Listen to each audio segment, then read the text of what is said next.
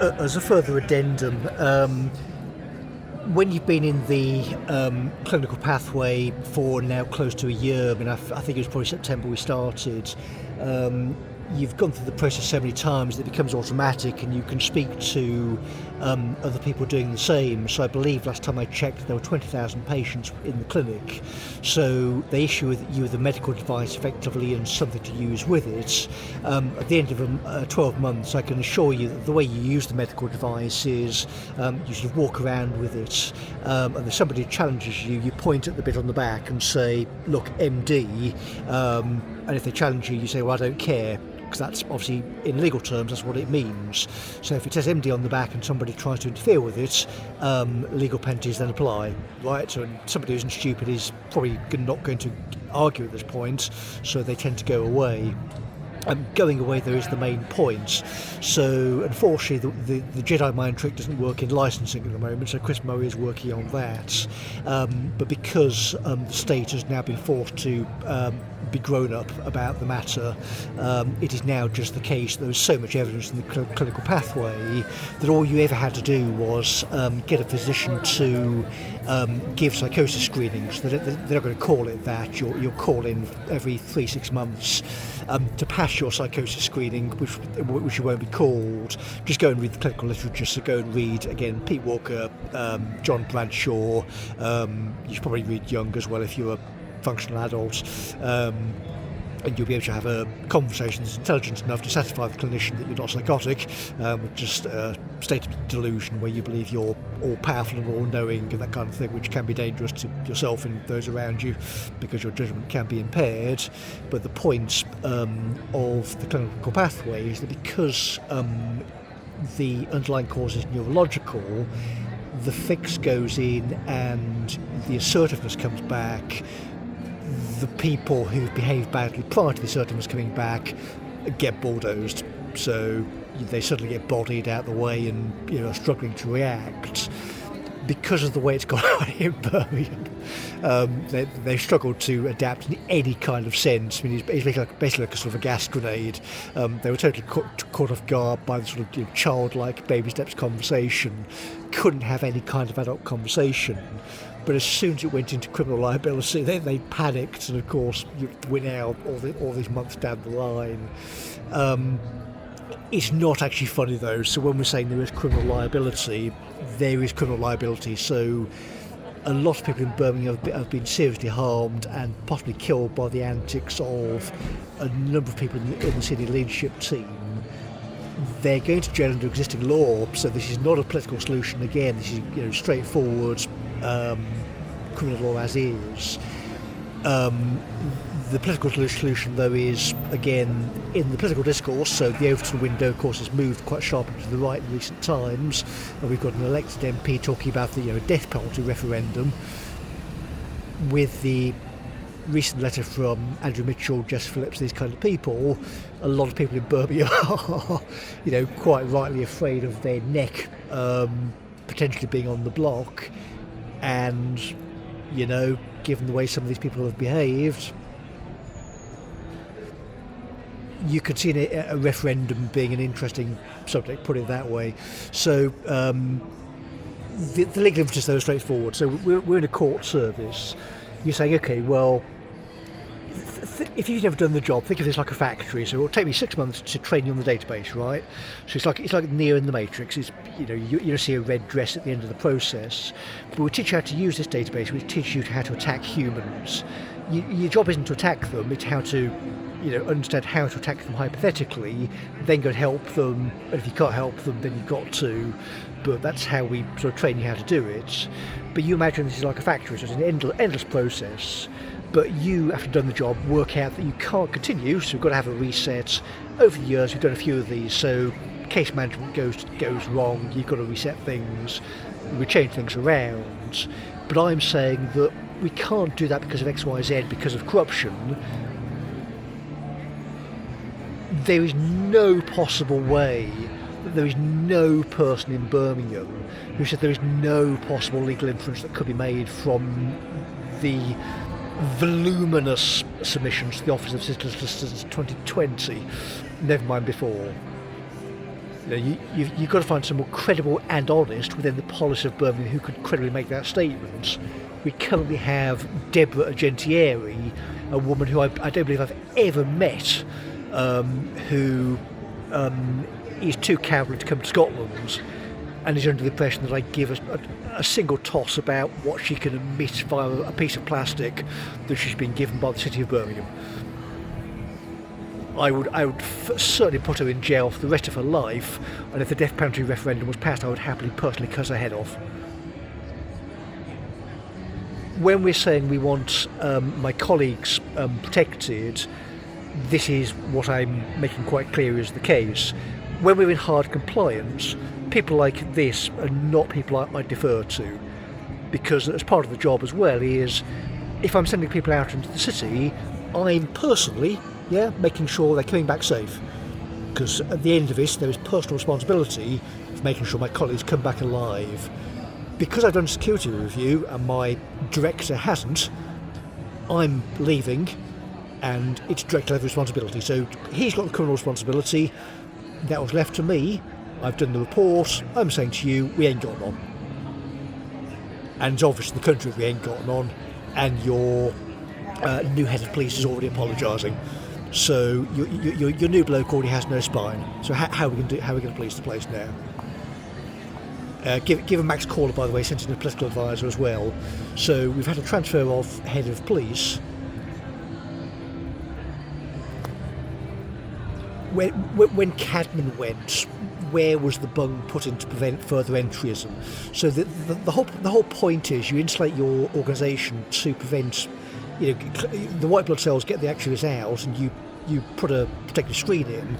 The City of Birmingham obviously never did that because of the lawyer corruption and insulating John Colton. Right. So after Lowell's got caught, you're talking serious criminal liability.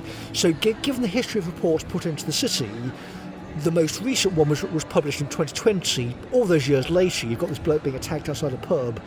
We've now got all these sort of violent assaults going on. The idea that people like Naylor can sort of leave and skip off and never be held accountable for this kind of stuff is delusional. It's absolutely absurd.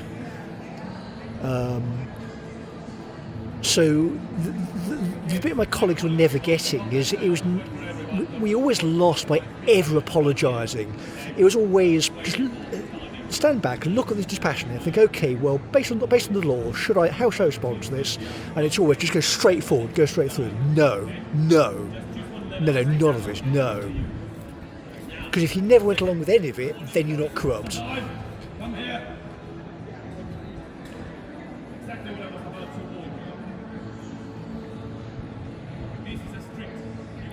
So if you wanted to get something to the witness statement, so you call 101, you get hold of a police officer, so you say, okay, well here's two people who by default have criminal responsibility in Birmingham. So that's Darren Canning, that's HR director, so you're looking at health stuff, health matters, and you've got sugar. Such a non-entity, I can't even remember this guy's name. Oh, Tim Saville, yeah, he oversees the housing, so you're talking about safety stuff for 54,000 potentially vulnerable people, so EQA considerations, and he went along with equity, right? So you don't need a training course to teach you this stuff. Go and look at the history of that kind of stuff and be the adult, right? Think of the legal inferences in terms of the police of Birmingham, any kind of legal inference you like, and think about that kind of behaviour. And think about who is in the right in terms of the legal process, the people going on with any of it, or the people saying no. Right? Dead easy, and already demonstrated in court repeatedly. At courts and tribunals, all sorts of test cases. So when you're talking about being assertive, the whole project from November until now, you're setting things up so everybody after me can just go and do that. You put women like Agentieri as test cases. Like, here's how this woman behaved, this is what happened to her, right? So we don't even know now, so they're still fucking about, so we'll give them till tomorrow. But because you can think of the chain, you can think about, okay, when this actually goes in front of a court, obviously it's going to eventually, what would a potentially honest court have to say? And it will be, well,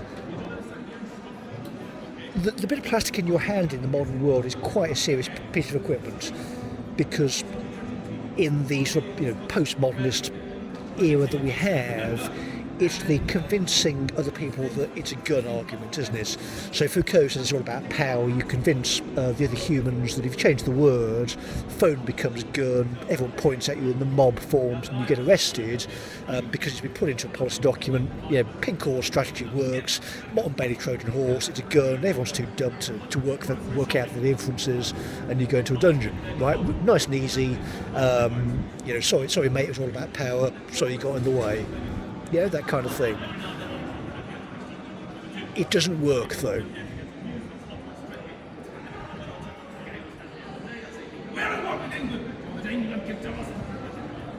It doesn't work. They've been given an opportunity to have Helen in for 6 years and have refused. So we take the chain of inferences back to 2020 and say, okay, well, we don't care, yeah? All that stuff on from when she was, the first proposal went in, so it would be to Scriven. That'll be in their databases unless they try and destroy it, which again, Amazon Web Servers could resist a nuclear war. So these are American protected data centers. You'll never take them out. You can pull that off via FOI. Anybody can do it. Blackpool can do it. Any of their guys, I'll give them full access. They can pull it off their servers. As soon as the lawyers look at that,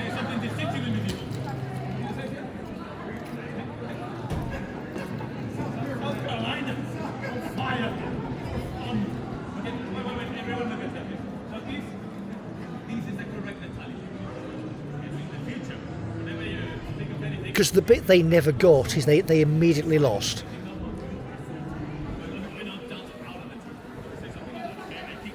Immediately. So they were pumping this stuff out into corporate communications. I'm not a complete idiot, so okay, given what was going on, you are making tactical advances.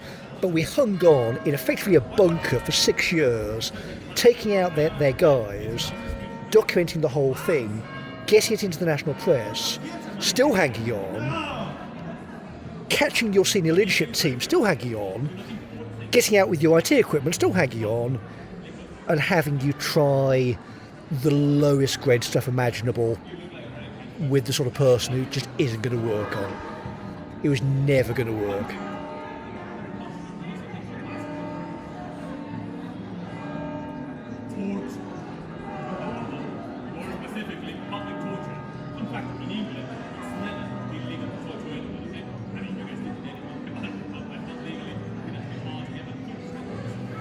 So we'll leave the thought there then. So when we're saying get police in, so here's a question for the policeman. In the bureaucracy, who from November till now has spoken to anybody from McGrath & Co in Birmingham or my mother, who is probably one of the easiest women to find in the city of Birmingham, by the way, and was certainly at that point last year. So the statements made in the bureaucracy, by the way, is they had attempted to find this woman, and I don't think they have, put it that way. So it's not exactly a murder mystery. This is not Murder on the Orient Express. This is having a straightforward conversation with a policeman that could be had by any adult in the country, and the people overseeing a property portfolio which is the second largest in Europe, 54,000 properties. Why the 1.5 people doing enforcement is in Edinburgh making recordings like this.